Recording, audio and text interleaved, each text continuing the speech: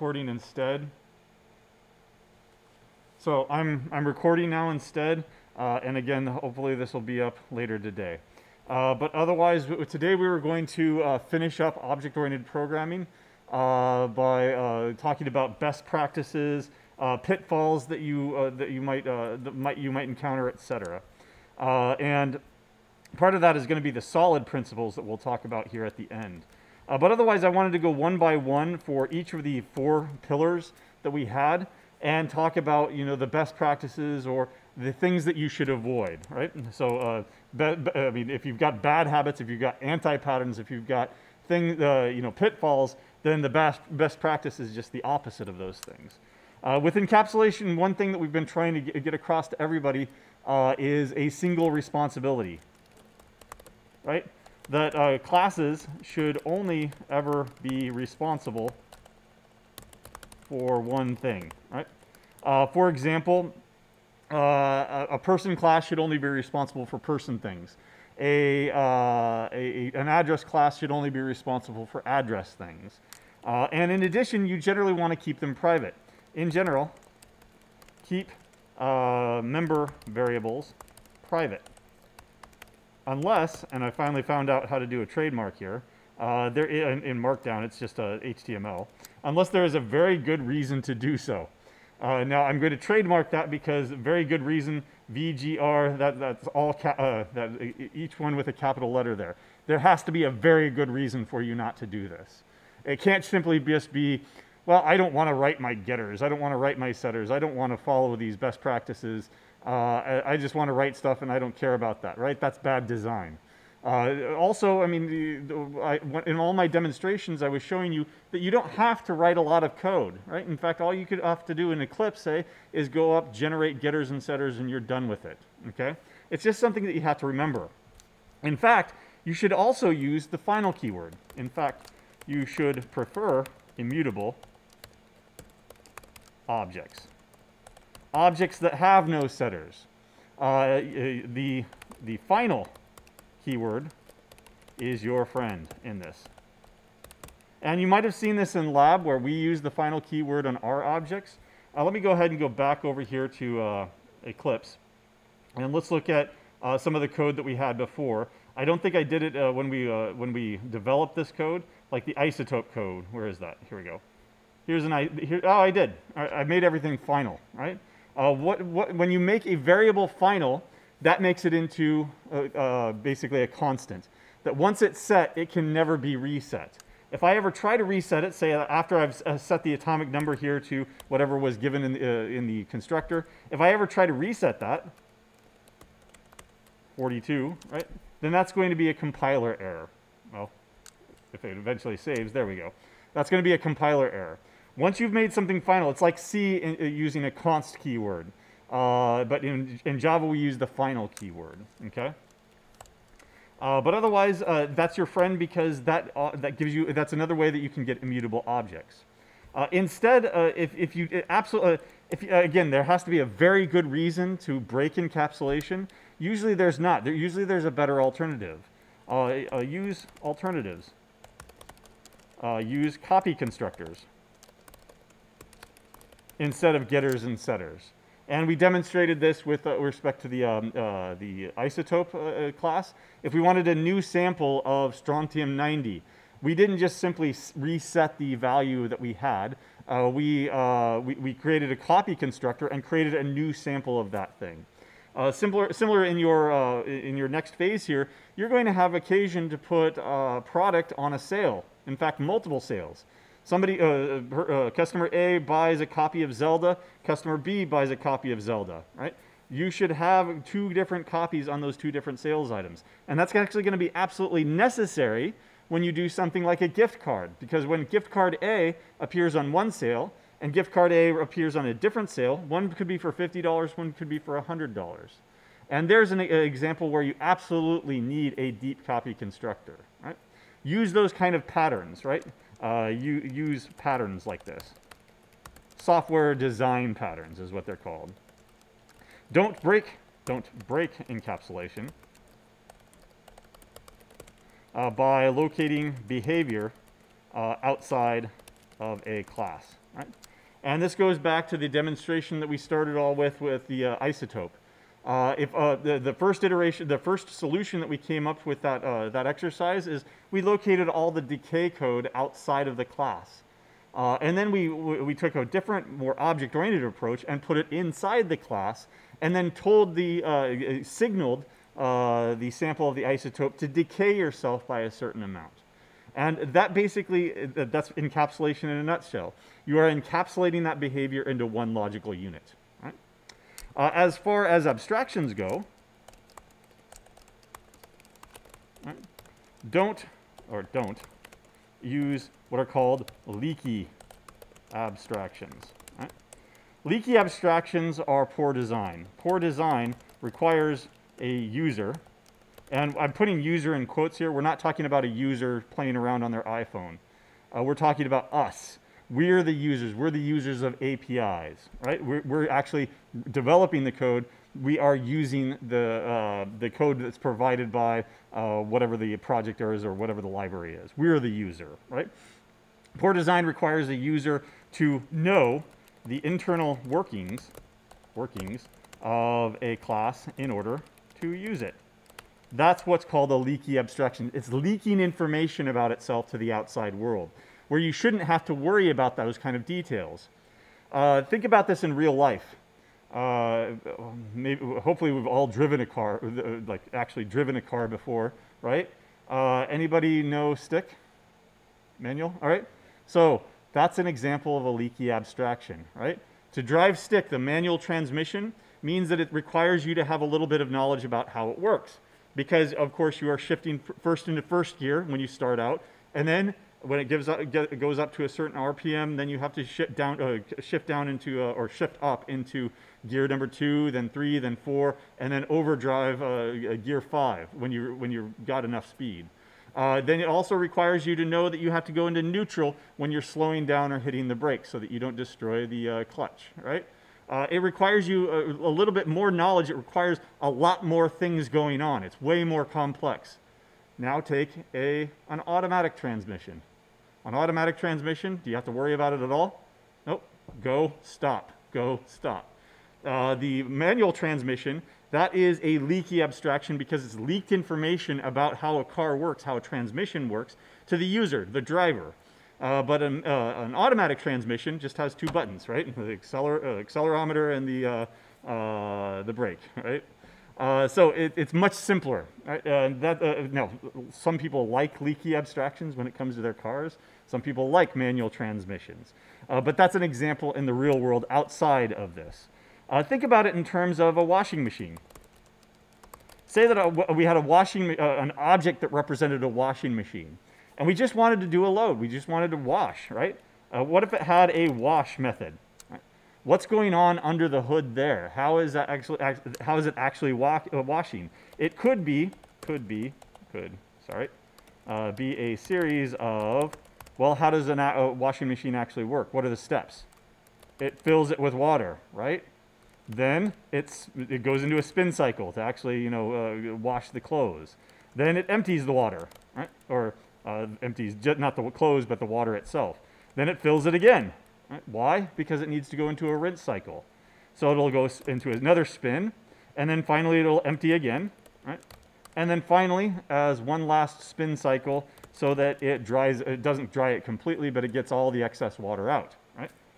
Imagine a washing machine that didn't just have a wash button. Right? A wash button is not a leaky abstraction because it doesn't expose all these details of how it works. But imagine if you didn't have the wash button. Imagine if you came in, you had to hit the fill button. After it was done, you had to come into the laundry room again and hit the spin button. Then after that was done, you had to come in again and hit the empty button. And you had to remember that sequence.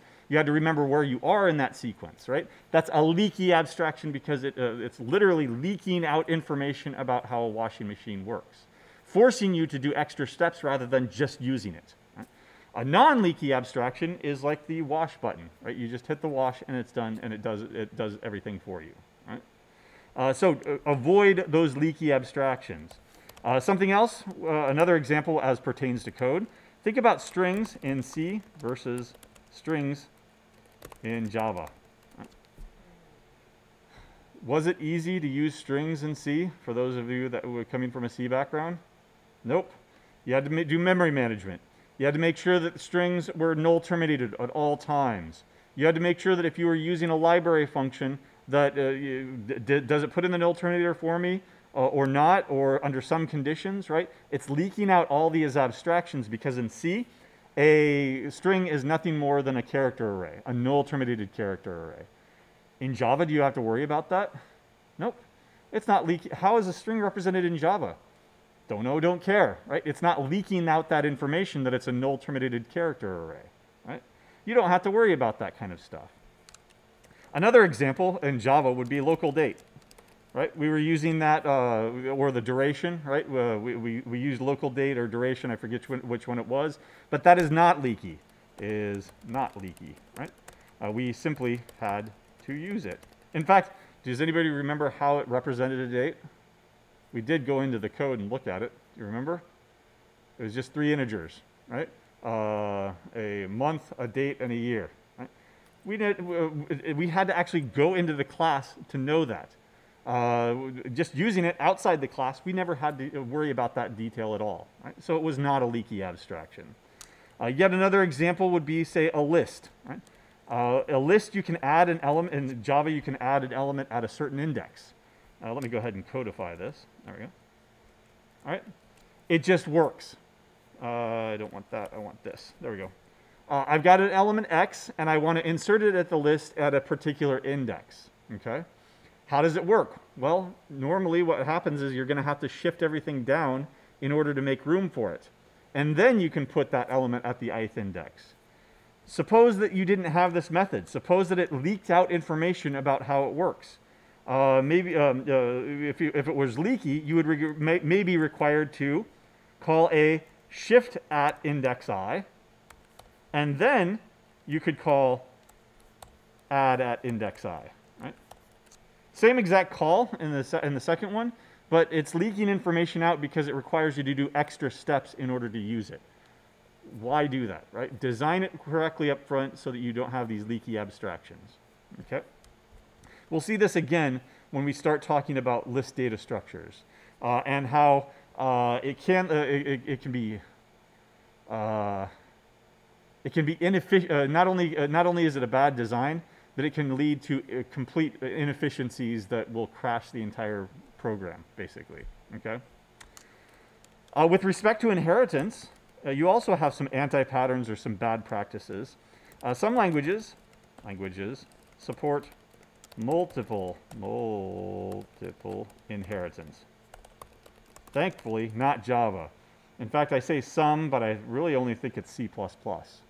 So to understand why that might be a bad idea, I'm going to go ahead and give you an example here. So suppose that I have an animal. All right, you know what? I was going to do this on my iPad, but then I thought that I'll put it in here. Animal. There we go. Let's change that into black. There we go. And a dog. Come on. All right. And a cat. All right. I don't know why it's staying red there, but anyway. All right, now let me go ahead and suppose that I have this inheritance hierarchy, that a dog is an animal, we would all agree. A cat is an animal, so maybe I want this kind of inheritance hierarchy here. In a world in which I can do multiple inheritance, what if I wanted to do it here? What if I wanted to inherit both from a cat and a dog? What is that thing right there? Abomination. Good. That's exactly what I would say. So abomination, right? It's a cat dog. I think that is actually a cartoon, right? Yeah. Cat dog. It's a two-ended abomination. A cat at one end and a dog at the other end, right? Haha, big joke. But this leads to what's called the diamond problem. So why is it called the diamond problem, do you think? In fact, I think I can draw a diamond with this. It's shaped like a diamond, right? And it's a diamond problem because when you have multiple inheritance, suppose a dog and a cat both speak. Right? A dog says bark and a cat says meow. Well, what does this cat dog say? Right? Where are you inheriting the behavior? Are you inheriting it from the speak behavior? Are you inheriting it from the dog, or are you inheriting it from the cat? Now, in a programming language like C++ that allows you to do something like this, you are forced to add additional information that, oh, for that speak method, I'm actually inheriting from the cat. And then you have to document that. And then somebody that's using this class has to read that documentation. And they have to go back to it constantly. Did I inherit from a cat or a dog? I forget. This is a cat dog, so which one is it, right? They're always having to keep that cognitive load in their mind. Don't do that, all right? That's why Java is a single inheritance hierarchy. In Java, you can't even do this. In most object-oriented programming languages, you can't do this. It's only in programming languages like C++ that have this kind of crap thrown in, right? So avoid that kind of anti-pattern, avoid that kind of bad design. Yeah? Just out of curiosity, did you define like a new speak method for cat dog? Yes, it would overload. All right? And then in C++, you would say, I'm not inheriting either. I'm going to define my own, please kill me or something like that. All right? So whatever, whatever you want to do, basically. Now, I will say that in Java, unfortunately, they kind of went with this anti-pattern here and they introduced the diamond problem in later versions of Java when they introduced default methods in interfaces. Remember when we covered interfaces, we said that that was a pure abstraction, no implementations whatsoever? Asterisk, in later versions of Java, I think Java 8, they added the ability to define default methods. And default methods actually have code in them that gets inherited from an interface. So in other words, they made what was used to be a pure abstraction into well, I don't want to say impure abstraction, but they certainly threw a complexity into the mix, because what if you're implementing two different interfaces with two different default methods, right? Now you have to have this resolution, and this is and it was something that was sullied in later versions of Java by introducing this idea. This is called the diamond problem, right? Multiple inheritance leads to the diamond problem. Right? Where do you inherit your behavior from? Right? The cat, dog, who knows, right? And maybe you wouldn't even want to do this, but this is a toy example, but it leads to the same problems, right?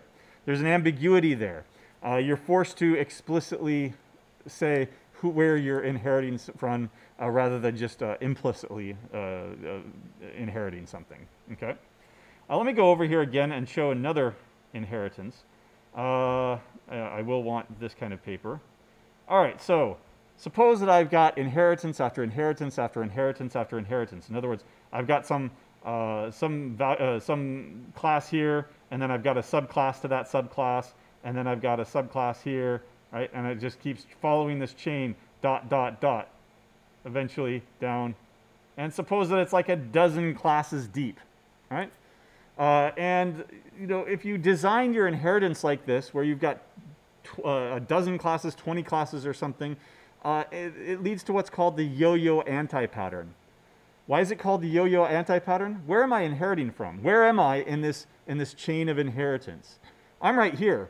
All right, is there a more specific type that I need? I'll look down the inheritance hierarchy. Oh, yeah, maybe there. Or is there a more general type? Okay, now I'm here. What about, where did I actually inherit this one behavior from? I have to look up, no, not there, no, no, no. I have to look up all the way in the hierarchy. If you've got a very deep hierarchy, what are you constantly doing trying to understand what you're doing? You're bobbing your head up and down until, like you're watching a yo-yo go up and down, right? That's called the yo-yo anti-pattern. Generally, you want to keep your inheritance hierarchy shallow, right? Because KISS, right? Keep it simple, stupid. You don't want a super, super deep inheritance hierarchy like this, because it leads to the yo-yo anti-pattern, right? So another problem is the yo-yo, and everybody knows a yo-yo, right? The thing on the string that goes up and down, anti-pattern, right? Deep inheritance hierarchies can get very complicated, right? It causes you to look up and down to make sense of your design. and like you're following a yo-yo up and down. Instead, keep your hierarchy shallow. Or even better yet, prefer composition to inheritance. Composition, remember, is where you take an object and one object has a reference to another object. That's not locking you into an inheritance hierarchy at all. Instead of following an is-a relationship, that a bank account or a checking account is a bank account, you could take out that inheritance entirely. And you could say that, well, I've got this generic bank account. What type is it? It owns a specific type of bank account, which is a checking account inside. Right? And you can do something like this with your project. For example, you can have a product, say a subscription, right? That's one of the things that we're working with. You can have a subscription, which is a class that gives you the idea of a class. And then you could have an inheritance where you've got a subscription on a sale kind of thing, where it has more information. Now it has a begin date and an end date. Right? So you could lock yourself into a hierarchy like that, but why? You could use composition instead. You could have a subscription, and then within that you've got a class, or maybe just variables is what I would suggest, that indicate when the begin and the end dates are on your subscription. Right? So in other words, instead of having a deeper inheritance hierarchy, just add what you need to a class instance, or and if that turns out to be an entirely other type of class inside that class, that's perfectly fine too. Right? None of these designs are forbidden. None of these designs are inherently better than another. It's just that they have consequences. More complexity means more things that can break.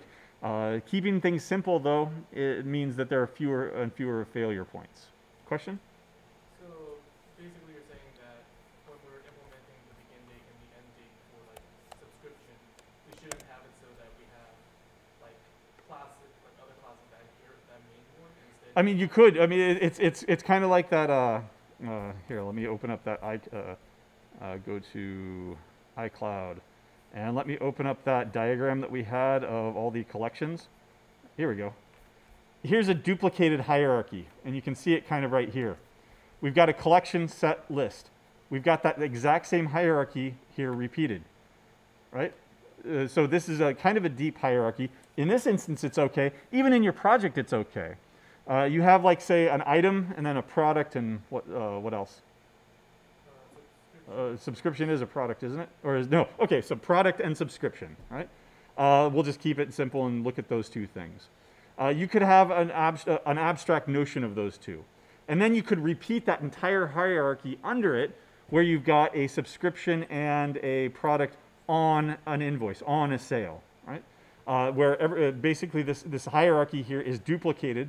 You've got abstract classes up here, and then it all duplicates down here with actual instances. And with additional information that, well, I want 5 copies of Zelda. I want a subscription that begins on the 1st and ends on the 31st, right? Stuff like that. You could do that. I'm going to say that that's a little bit overcomplicated. Instead, you could prefer composition by having like an additional data class inside that class. I wouldn't even recommend that. I would just recommend that when a subscription is not on an invoice, it has no begin and end date. Right? They're null. Right? But when it appears on a sale, that's when those two things get set. That's a perfect use of a copy constructor. Right? Something like that. And I think that in general, I'm always going to prefer keeping things simple, right, rather than complicating it. Because of KISS, K-I-S-S, keep it simple, stupid. Yagni, you ain't going to need it, right? So you'll find that that's all over the place in engineering in general. A simpler design is always a better design because there are fewer potential failure points, right? In general, right? Now, there's always an exception to those kind of rules, right? That's why we don't call them rules. We call them guidelines. You also have another anti-pattern called the rectangle problem, right? So suppose we have classes to model a shape, square, and a rectangle. Now, think back to your grade school days. What's the relationship between these three things? A square is a shape, right? But is a shape necessarily a square? No, okay, so that's pretty clear. What about a square and a rectangle? Is a rectangle a square? Nope. But is a square a rectangle? Technically, yeah, right? So what if I decide, according to the definitions of geometry they are. What if I did that in my code? What if I created a shape class here with a get area, a set width, and whatever, and a set height? Or maybe I just did that in the constructor. And then I've got a square and a rectangle, right? A rectangle extends shape. A square extends rectangle. So I've got this 1, 2, 3 kind of hierarchy here. What does it look like graphically? Come on. All right, there we go. So here's I've got shape, and then I've got we said that a square is a rectangle, so a rectangle, and then a square. Square. There we go. And then I inherited everything like this. So a square is a rectangle is a shape, and by transitivity, a square is a shape. Right? This makes sense from a grade school perspective. But now let's go ahead and look at the consequences of that. Do I have a demo here? Okay, I don't have a demo here, so I'll just go ahead and create a public static void main string args. Right? Let's go ahead and create a square. Square S is equal to new square. Right. And I'll give it a width here of 10. There we go. So this is a 10 by a 10 square. S dot set height. What if I change that to a 5 by 10 or 10 by 5? Is S really a square anymore? System.out.println. So whatever the area is, it should be a perfect square, right? Well, integer-wise, if everything was just integers. S dot get area. What's the area? What's the area now? Because I've changed it. It's like 50 feet or whatever, 50 units. Come on. There we go, 50 units. Does that sound like a square to you? A 5 by 10? And let me go ahead and actually print it out here. There we go. Okay, I don't have a toString method here at all that's inherited. But I could do that so that it prints out the height and the width. Right? What I've done here is by making a mutable object, what I have done is I've allowed something that has a semantic meaning, a square, to be changed to have a different semantic meaning, but the type here is still square. Right? The type of my variable can never change. If I pass this to a function, it'll recognize it as a square, not as a rectangle. But a square is a rectangle, so it's okay, right? Now, I should never have done this in the first place. I should never have done this and locked myself into this hierarchy. Because a square that is changeable, a square that you can stretch out and become a rectangle, means that it's no longer a rectangle forever, right? Once you create it, if you can change it, then that changes the meaning of what it is. It changes its semantics. This is actually a violation of what's called the Liskov substitution principle, that you should not do something like this. And so in general, you want to avoid this kind of flawed hierarchy. It usually is a result of a flawed hierarchy where it looks okay from a grade school perspective because that's what geometry tells us. But then if you go and design your objects so that they're mutable and they violate that hierarchy, then that's either a bad hierarchy or a bad design. Semantically, a square may be changed so that it's no longer a square, right? You want to avoid that. So instead, generally, you want to avoid those kind of hierarchies. Don't lock yourself into that rigid hierarchy. If your objects have the potential to change what they are semantically rather than what their variable, their actual class is, then don't put them into a hierarchy. Again, prefer composition over inheritance. Make sure that your hierarchies are well thought out and thoroughly tested because once they're locked in and you have now 10 years of code based on those hierarchies, that's it. You're not breaking 10 years of code, or you can redesign it if you want, but everything for the last 10 years breaks. Right? And you're making a whole bunch of changes if you want to change your hierarchy. You want to make sure that that hierarchy is correct up front or simple enough that it can be extended later on. And keeping things shallow, keeping things simple, it's always going to be preferable to making things complicated. Okay. With polymorphism, I've already mentioned it before, but avoid operator overloading, even in languages that support it. First of all, you get it for free in Java. You can't do it.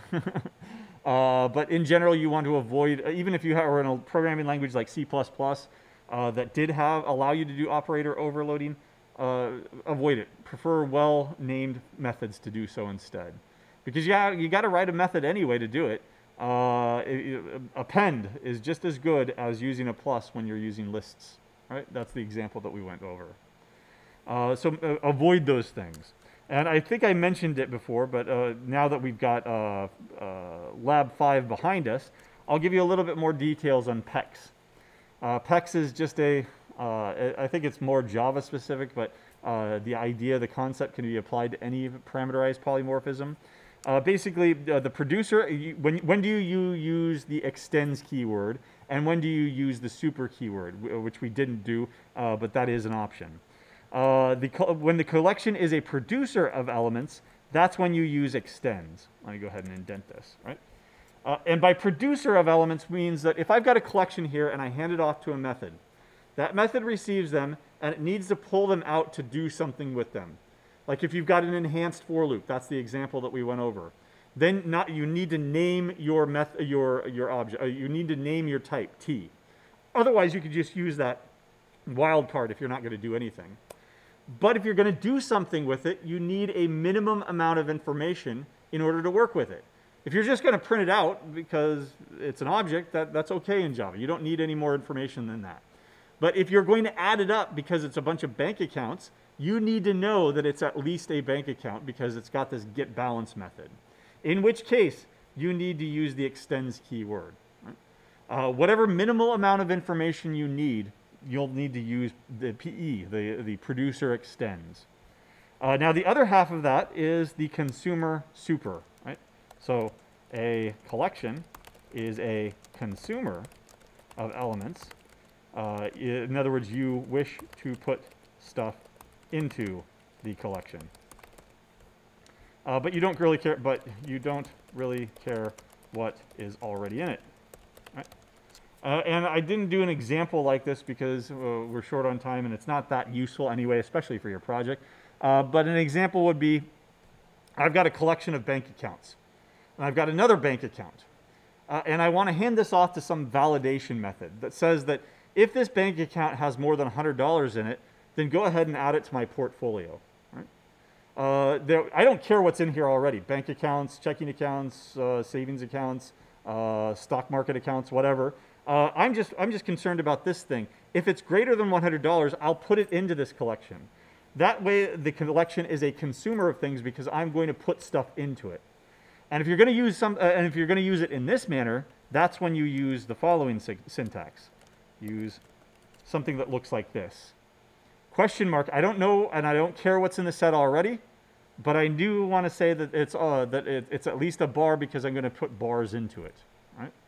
That it holds bars and anything that it might be a bar down here, but I don't care about that. I'm not even going to name it, but I do need to know that should I put this bar into my collection. Right? And foo and bar just placeholder names there. Right? In general, you want to Goldilocks it. Do you remember Goldilocks? Right? Goldilocks and the Three Bears. Right? You broke into a house and tasted all the porridges. This porridge is too hot. This porridge is too cold. But the perfect porridge is the porridge that is just right. Right?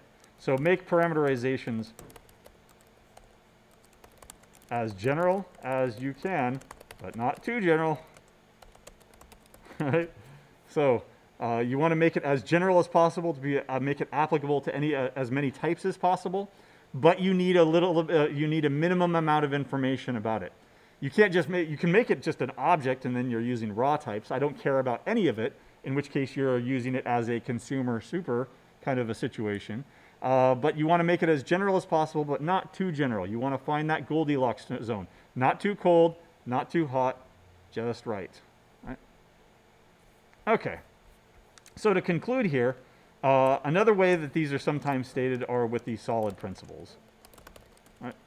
Solid principles were identified, I think, 20 years after object-oriented programming came into popularity. Basically, object-oriented programming existed for a long time, and then the best practices were identified and said, okay, well, here's the best way of using object-oriented programming. Here's the best kind of pattern that you can use. So I think it was Michael Feathers or Robert Martin. They came up with this acronym because everybody loves acronyms. They're easy to remember. And the solid principles stand for 5 different principles. Basically, we've already covered them. S stands for a single responsibility, right? And it's just good encapsulation. A class should only have one responsibility.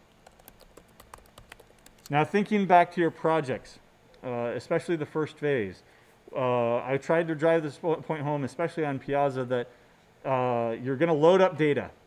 You are going to save data as XML. You are going to save data as JSON, or one or the other, right? But if you went for all the bonus, you do all 3 of those things. 3 of those things. That sounds like 3 responsibilities. What is that screaming out to you? That you should probably have 3 classes, at least. Now, many people did one or the other of these things in the data loader class, fine. But if you did all 3 of them in one class, that's approaching God status, right? Now that's a God class. That's doing way too much, right? Don't have God classes, right? Omnipotent classes that do everything, see everything, know everything. And I need to spell encapsulation correct. Encapsulation. There we go. All right. So a person class should not be responsible, or should only be responsible for person things. An address class should only be responsible for address things. And that's another good example of, I don't think anybody did it, but a common error that we always see is putting all that address information into the person class. So a person is not first name, last name, and a street address, and a city, and a state, and all that stuff. Like, that should be screaming out to you. This is a different entity. Put it in a different class. It has a different responsibility. And you want to do this for code reuse. A person has an address, but a store has an address as well. And if you didn't do this, if you didn't have an address class, that means you've got a chunk of code right here to represent an address and a chunk of code over here to represent an address, and you have violated the DRY principle, right? The don't repeat yourself principle, right? So make sure that you only have one responsibility per class. Right? Now, people did ask for more clarification on Piazza. They said, well, wait a second. We're loading, let's just take up one of these things, that we are saving something to XML. We're saving people to XML. We're saving stores to XML, and we're saving items to XML. Right? That sounds like 3 responsibilities to me, and I'd say, yes, I would agree. In fact, the solution that I wrote for this, I did separate those into 3 classes. And then I had an inheritance hierarchy for that kind of stuff. But we weren't expecting that on your first iteration. We're not expecting that on your second iteration for the data loading and stuff like that, because we're not expecting inheritance on that. We are expecting inheritance on the items and stuff like that, but not in the first phase, right? So yes, I would have. In fact, I did go the extra mile, and I used inheritance on all 3 of those parsers, XML and JSON. So I had 9 classes basically, but a lot of the code I could reuse, right? And so I did go take the single responsibility principle to the next level. We didn't expect that here, right? It was perfectly fine if you did all 3 of those types of files in one class, right? But you could go further. Right? Oh yeah, go ahead. No? Okay, sorry, misheard. The O in, oh yeah, it's an echo in here because hardly anybody's here. The O stands for the open-closed principle. So every unit that is module, code, class, whatever your unit is. By the way, a lot of these principles are implicitly covered in, say, Computer Science 1, right? Don't repeat yourself. If you've got a chunk of code here and a chunk of code here, what is that screaming out? Put it into a function. Our unit of code was a function. Now our unit of code is different. Now our unit of code is a class. It's a little bit more abstract, a little bit bigger. But that's the same basic idea. Every unit, module, class, method, right? Module, class, or method. Method should be open for extension, that's the O, and closed for modification, that's the closed. And what that means is that it's just an application to classical inheritance, or of classical inheritance. Extend the behavior of in subclasses, but do not modify behavior in the superclass. If you modify behavior in the superclass because you've got a new use case, like you want to change how your program works because a new business rule came along, and you go start mucking with everything up here in the superclasses, that means that you're breaking functionality in all of your other classes that rely on that functionality, right? So it should be closed for modification. Once you've got a superclass designed and implemented, leave it alone, right? You can add stuff to it, but if you've got basic functionality that exists, and then you've got a whole code base based on that functionality, and you go and change it, you're pulling the rug out from all the rest of your classes. So in general, you want to keep your superclasses as simple as possible. In general, keep, or you can add fields or methods to a subclass, right? But you don't want to change the methods or fields in a superclass. You want to get it right the first time, basically. Superclasses provide more general behavior that should not be modifiable, right? If it's not general, if there is no general or default behavior, then don't implement it. Don't define it, right? Instead, make your class and methods abstract, right? I don't know how to compute taxes on this because it depends on what type it is. So I'm not going to have a default. I don't know how to compute interest on this bank account, this general notion of a bank account, because if it's a checking account, it's done one way. If it's a savings account, it's done another way. Don't have default behavior up here, because if I add a class later on that just inherits that default behavior, then I add yet a fourth class later on that has different behavior, then I've forced it basically to rely on that default behavior. There are some instances in which, well, this is universal, right? For example, in your lab 5, one of the methods that you could put way at the top was get gross pay, because it doesn't matter what kind of employee you have. Gross pay is nothing more than pay minus taxes, right? Gross pay minus taxes gives you net pay. So that is a general invariant behavior that you could put into the superclass. Because that'll never, that'll never change. It doesn't matter what kind of new employees that you add. Net is always gross minus deductions, taxes, whatever. Right? It's always just that difference. Okay. General or another alternative is to break a functionality down into smaller parts. Right? So that this part is general. But this part is more specific. Okay, break it in two, put the general up here into the superclass, and then let the subclasses deal with that specific behavior down here. Right? In general, it's just like functions. Functions should do one thing, and it should do it well. Your square root function shouldn't compute, shouldn't connect to a database to check to make sure that there's room, and then go and log a bunch of stuff, and then compute the sign before it computes the square root, right? That would be ridiculous. You want behavior to be as small as possible, okay? Have a good, well thought out inheritance, because later on it's extremely difficult to change. The L is, I alluded to this before, is the Liskov substitution principle. Right? I think I posted a video under the required reading or required watching of Barbara Liskov herself explaining the Liskov substitution principle, and it was actually really informative to me because she also gave the history. That when object-oriented programming started out, she said that she literally read papers that said that you could substitute a stack for a queue. And here I am 30 years later thinking, what kind of an idiot would have published that? And it was just not that they were idiots, it's just that they were, it was brand new, right? So there was a whole bunch of stuff published after this codifying these ideas, because these new ideas had not yet been explored in programming languages. And thankfully she said, well, okay, wait, stop, because that doesn't make sense to me. Let's start actually defining what these hierarchies are. The is a relationship, and she didn't name it after herself. Nobody ever names anything after themselves. But it came to be known as the Liskov substitution principle. The idea is that if you have a subtype of T, S is a subtype of T, so S is a T, then objects of type T may be replaced with objects of type S without altering the desired properties of T. Remember the covariance?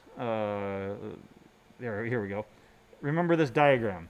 This is basically the Liskov substitution principle in practice. The robin can be treated like a bird. That's covariance. But a bird cannot necessarily be treated like a specific type of bird without you checking before you do that. And an invariance, a robin can never be treated like an ostrich. Another example is that rectangle problem. This violates the Liskov substitution principle, because you cannot substitute a square for a rectangle, you can always do a square for a rectangle, but not if it's mutable, right? A rectangle has the potential to become a square, right? If I said a rectangle, it was originally 10 by 4 or 10 by 5, and if I changed it so that it was a 5 by 5 now magically, semantically, it becomes a square, but there's no way for me to downcast it as a square, because that's an invariant type, right? Well, not in the way that I've done it here, but you get the basic idea. Invariance, covariance, contravariance, invariance. It's all at the heart of the Liskov substitution principle. And I really like her to, I hesitate to use her example because we haven't gotten to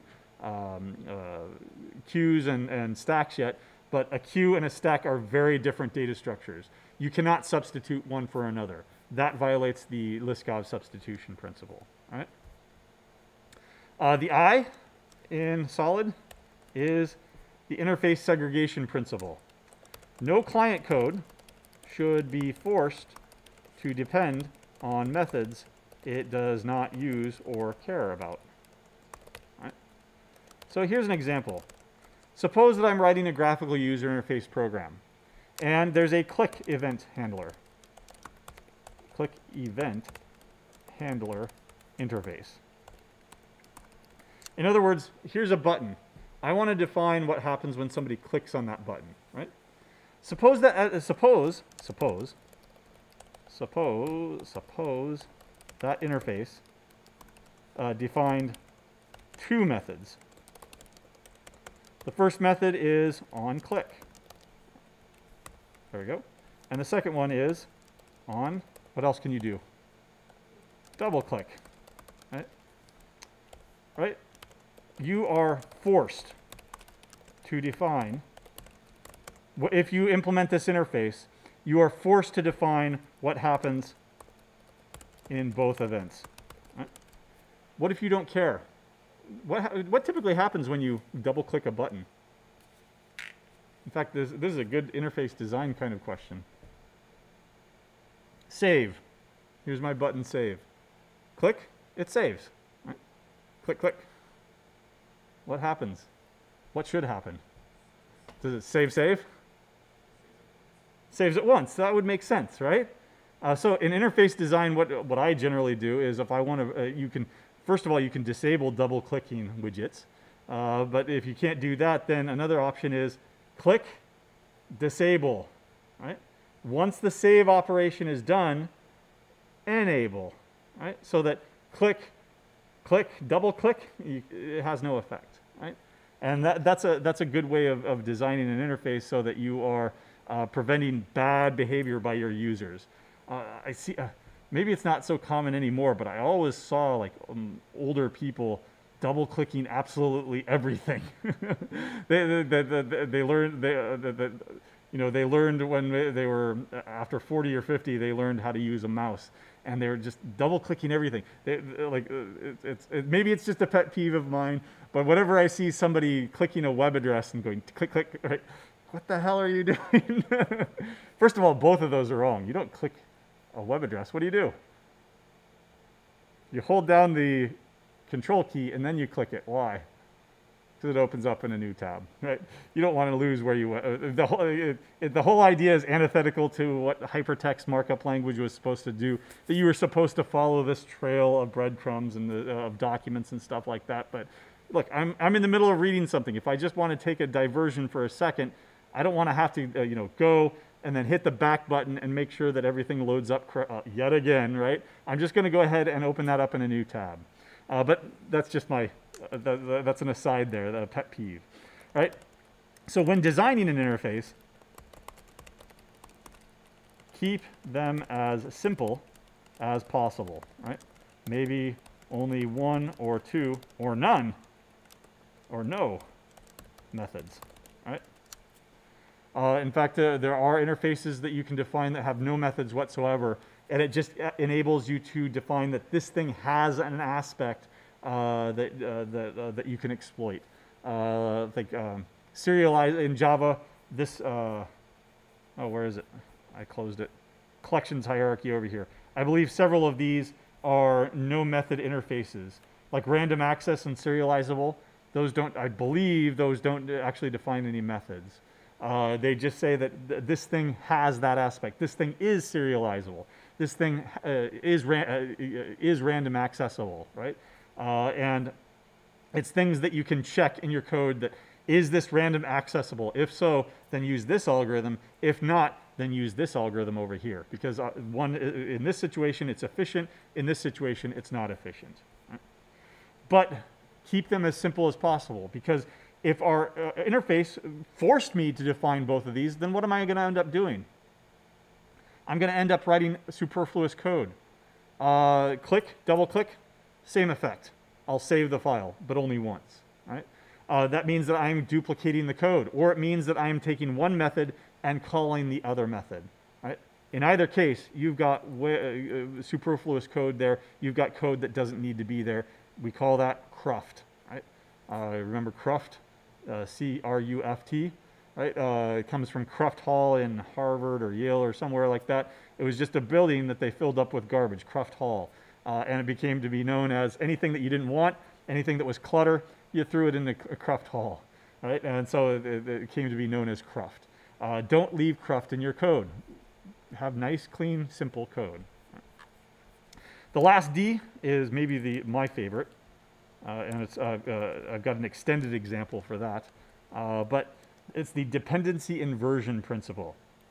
So I don't like the name, because it's all when I first saw it, I was like, how are you inverting something? How are you flipping it upside down? You're actually not. If you've got something that depends on something else, you're not going to flip it upside down so that this thing now depends on this thing up here. If you've got a dependency, A depends on B, what you do is you take that dependency away entirely. You put this thing over here and this thing over here, and then you put something in the middle. And both of these things will then depend on it. Right? That's the idea. So maybe that's just my way of sorting it out in my mind, but that's what I would encourage you. Don't think of it as flipping a dependency. If A depends on B, you're not flipping it so that B now depends on A. You are taking out that dependency entirely. You are decoupling those two things. Right? Basically, the statement of a dependency inversion principle is that high-level modules, classes, should not depend on low-level modules. Right? Both should depend on abstractions. Okay?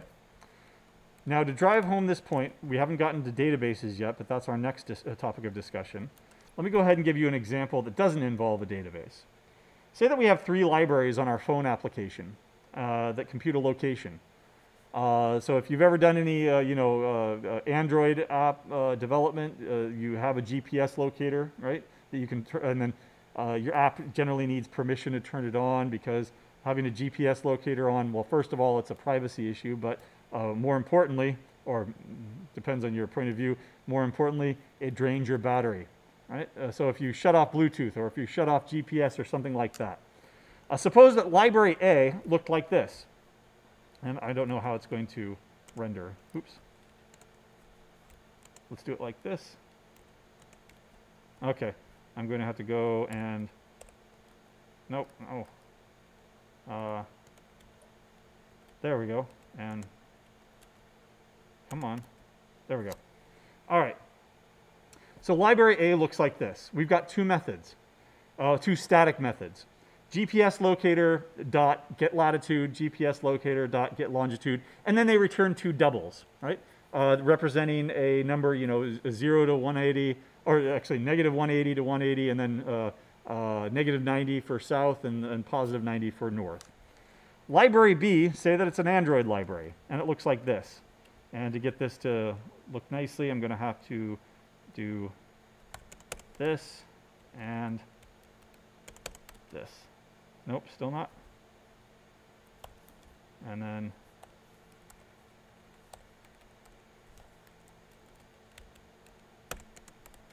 okay, well, that looks good enough. Suppose that we've got Android native.getLocation. And in other words, it returns an object. It doesn't return a number. It doesn't return a double. It returns an Android location. Then to get the latitude, you got to go .get latitude, .get a longitude on it.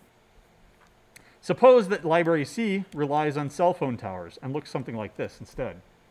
That it instead of getting the degrees, negative 180 through positive 180 and negative 90 through positive 90, it returns it in radians. So cell tower GPS dot get radians. Now suppose that you wanted to write some code that depended. These are the low-level modules. These are the low-level dependencies. Our code will make a choice, right? It'll look something like this.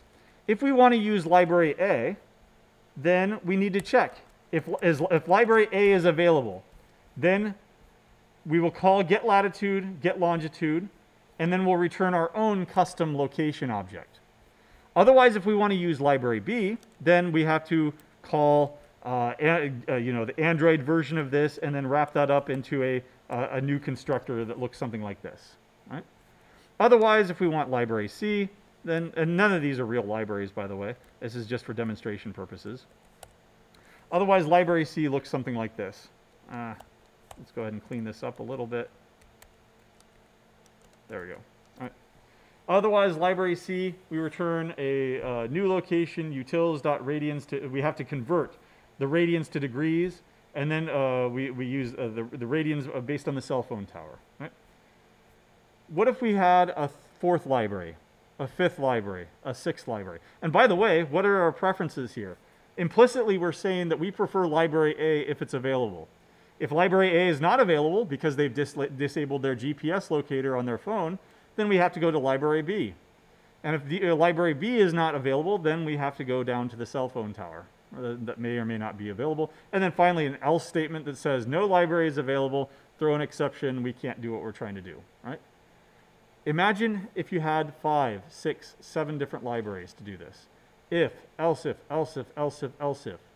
This is a tight coupling with a high-level object, location, GPS kind of stuff, and it's tightly coupled with these low-level modules, this GPS locator, this Android locator, the cell phone GPS library, right? We have a tight coupling where we have to ask, what library do we actually have? Okay, we'll leak out that abstraction because I know that I have to convert radians into degrees, right? Because I have to handle it differently. Right? This is bad. This is called client code.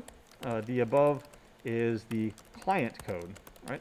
It's the high level module, and the libraries are the client, not server, but are the low level modules, right?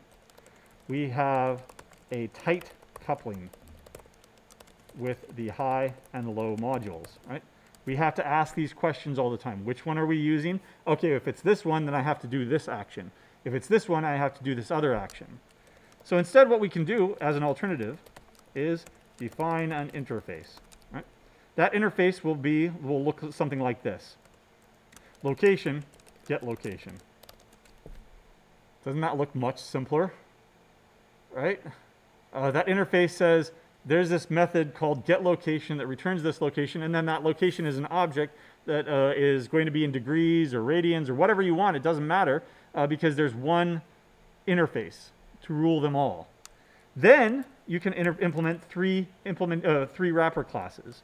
You can then implement 3 wrapper classes that handle the complexity of each. Right? So for example, and I'm just going to cut and paste this since I don't want to type them all again. You can have a GPS locator, an Android locator, a cell locator, all implementing, each implements, what was this called? Location getter, or location getter. Right. That's just an interface, okay? Each one owns, each one may own an instance of their lower library class by a composition. And the logic to convert the library's location representation into our location representation is inside each wrapper class. Okay? Now what we can do is we don't have to worry about which library we're using. Now our client code doesn't have to worry about low-level modules. We only have to program toward location, get location. I can write 5,000 lines of code that assumes there's this function that will work regardless of the library that I'm going to use, right? That it calls a location and it gets back our custom location object. Now, in the actual implementation, when it starts up, I can now I can do some logic of, oh, I'm on a iOS, so I'm not going to be able to use that Android implementation. I'll have to use this other implementation over here. So I'll instantiate a cell locator GPS thing, right? Otherwise, if I'm on Android, okay, well, Android, it's always going to be available, so Android locator, and that's my locator. It implements that single common interface so that I don't have to write code for one library and a second library and a third library and 50 future libraries that may come out at some point. In fact, if one of these libraries changes and they deprecate some function that I was using, none of my code breaks except for the code that creates that thing and translates the GPS location logic. Right? If the cell locator changes so that it's no longer radians, like they deprecate this, and they start returning degrees, then I don't have to go in and change this code everywhere that I'm using if library C, if library C, if library C. All I have to do is change this one class or create a new class.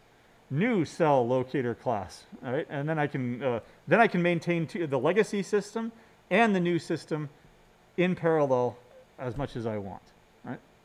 So the dependency inversion is high-level modules depend on low-level libraries. Take out that dependency and have them depend on this interface that sits between them. Low-level modules will implement that interface. High-level modules will use that interface. And then they never have to work together at all, you know, because they're separated. They are well, it's not the interface segregation principles, but they are a separate piece of code that can be developed independently, and they don't depend on, you know, A doesn't depend on B, B doesn't depend on A anymore. They only depend on this thing in the middle called an interface. And the last example is the example that we're going to look at as we look forward to databases. Suppose that you didn't have this idea, that you didn't have this dependency inversion principle. Now you have to write Java code that connects to, you're going to be connecting to a MariaDB, which is a MySQL clone. So we'll just call it MySQL, a MySQL database. You write 5,000 lines of code to connect to your database. And if you didn't write towards an API, you didn't have dependency inversion, that means your 5,000 lines of code is only good for MySQL. Now, Postgres comes along, a much better database, by the way. Postgres comes along and you, oh wow, we want to take advantage of this much more performant, free system, right? Free, truly free system. Free as in beer, or free as in freedom. It's free and open source software. Postgres is. That 5,000 lines of code has to be thrown out and rewritten, right? If we change the database. Okay, well, we've grown now. Our company has grown, and now we want to use Microsoft MS SQL. SQL Server is what it's called. All right, take out that 5,000 lines of code, throw it out, and program towards that database. Sound like a good idea? No. Instead, use the dependency inversion principle and program not towards 1, 2, or 3 different databases. You program towards a common API. Then you take this it's called a driver. You take this database driver and you plug it into your program that implements that interface. That you don't have code that depends on MySQL. You have code that depends on an interface, and that MySQL code, MySQL server, implements that interface. That way you can take this thing out, throw it out entirely, plug in a new thing, MySQL, or Postgres SQL, or Microsoft Server, SQL Server. None of this code over here has to change at all, because it only depends on the thing in the middle, the interface. Right? And that's what we'll actually be doing. We won't create that interface. That interface is already created for us. And the driver is just a jar that you drop into your file, into your project. But you will be doing all the client code that uses that interface. But before we get there, we have to talk about databases and how to do SQL and how to design databases, which is the next topic. Okay? Any questions? Otherwise, unfortunately, again, this is a recording, and we were not able to do this live. Hopefully, the recording actually works. I'm going to go ahead and stop the recording.